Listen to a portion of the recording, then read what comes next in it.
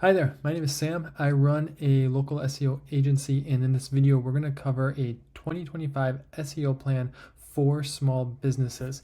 These are things that if you are wanting to do SEO for your small local business, here's where I would put my focus as we move into 2025. I'm going to do a quick overview of these 7 points here, and then we're going to break out each point into its own video if you want to dive more deeply into that. So first, here's our quick SEO checklist for small businesses. One, technical SEO audit. 2, service and location page build out. 3, a blog content strategy. 4, link building. 5, video for SEO. 6, repurposing content. And 7, reviews. These are not necessarily in a specific order. Obviously, something like reviews you can start doing right away, but these are things that I would get a handle on. And if you're doing these things well, you're going to be very well positioned to perform well in search engines. So first, a technical SEO audit. So there's paid tools here. One of the things I'm looking at is how to do all of this for free. So if you want to go do this yourself, I'm going to give examples of tools that you can use that aren't going to cost you anything. But things to be mindful of. Ensure that search engines like Google and Bing can crawl and index your website.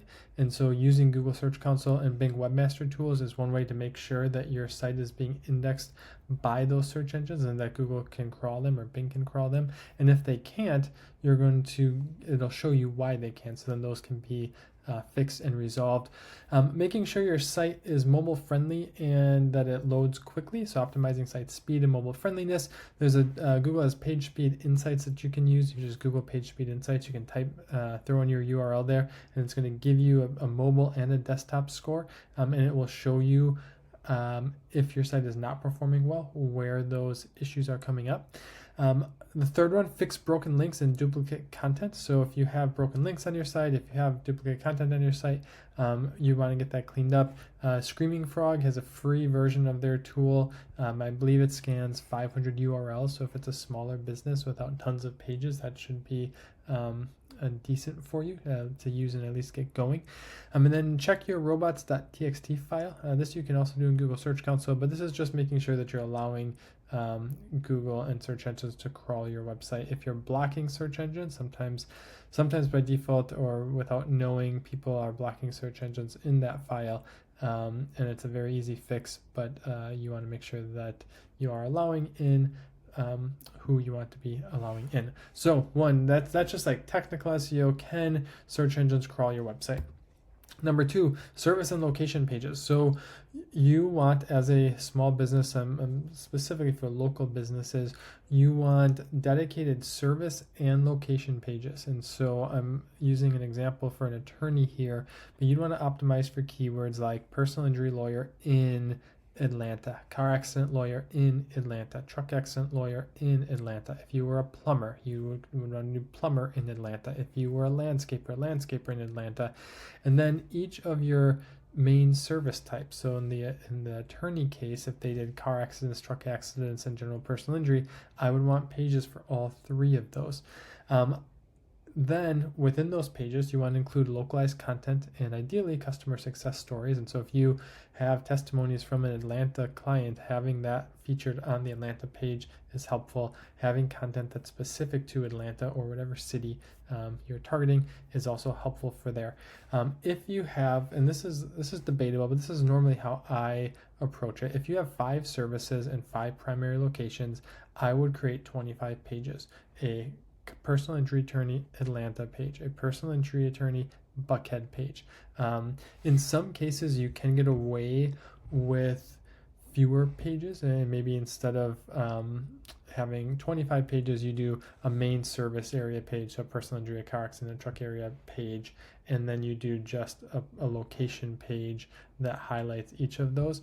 I again lean towards having more pages, but check your search engine results, check your SERPs. So like go in and Google personal injury lawyer in your city and see what's coming up, and do that for car accidents, and do that for truck accidents, and do that for all of your services or practice areas. And then just see what's coming up. And if there are county pages that are ranking, then maybe you can get by with the county page. If you see that, oh, these are all city specific pages, then that's just an indication that you probably need a city specific page as well.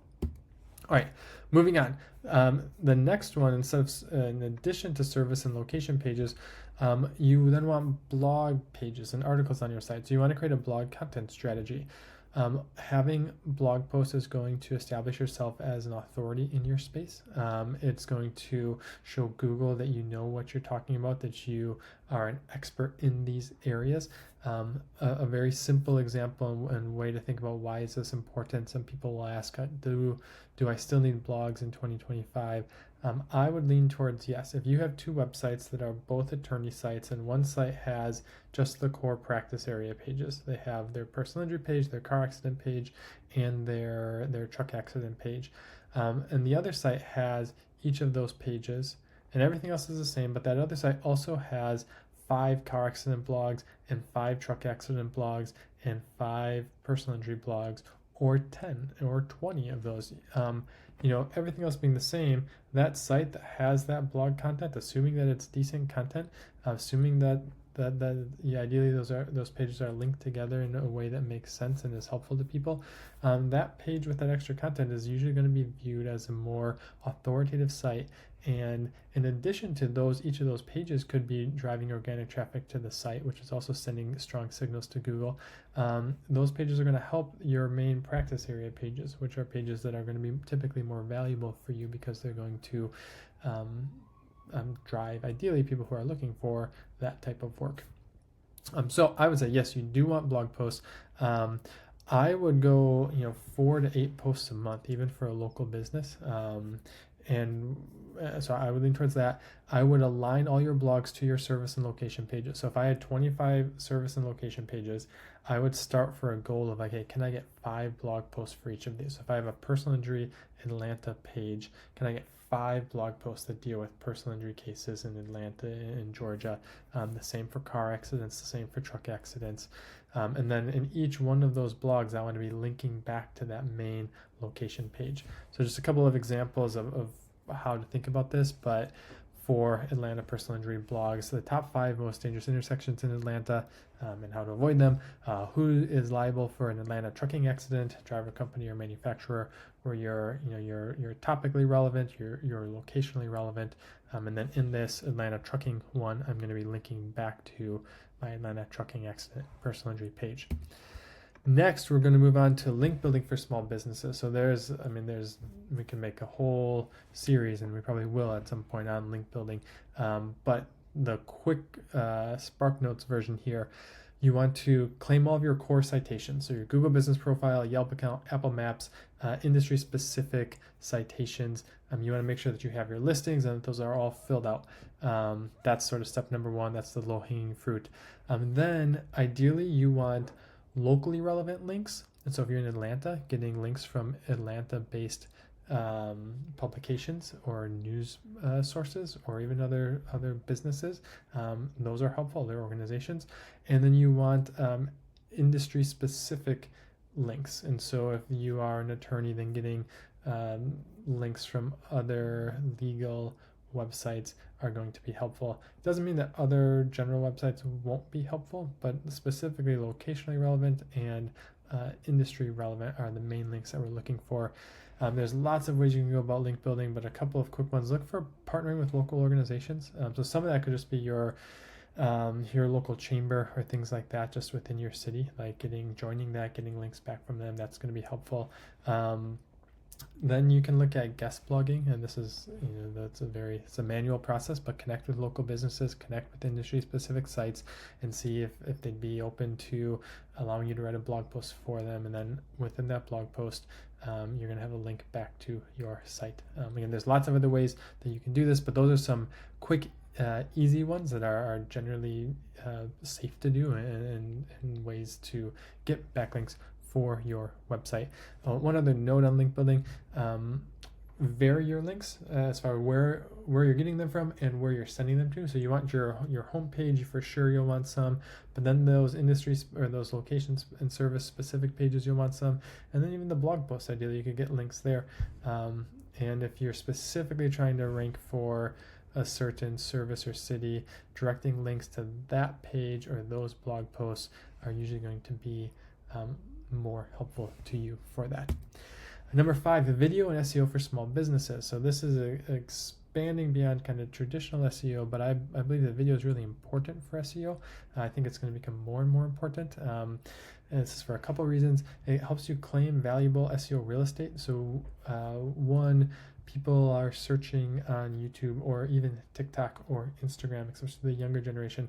They're searching more on other sites outside of just traditional search engines. Getting video in those places is going to help position you to potentially show up there. One, just in Google itself, like Google will pull in YouTube videos into their search results, so it helps you position for that. Just like having the blog posts on your site helps increase topical authority, having videos will help to increase topical authority. One, you can put the video up on YouTube, and then on YouTube you can be linking back to your website, and that's tying that back to your site. You can embed those videos into your blog posts or into your location pages, and that's going to help just improve that content. Videos tend to help improve conversion rates, and so if you have those videos on your website, there's lots of studies that will show that having video helps to improve conversion rate.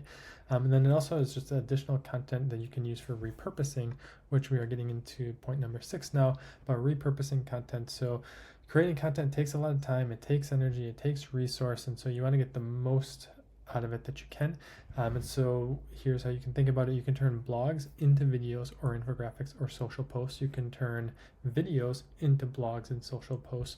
You can then take, if you had a video that was, here are 3 things to do if you get into a car accident, you have that main video. You could then splice that video up, and each of those main points, they have 3 main ones, those could become short videos.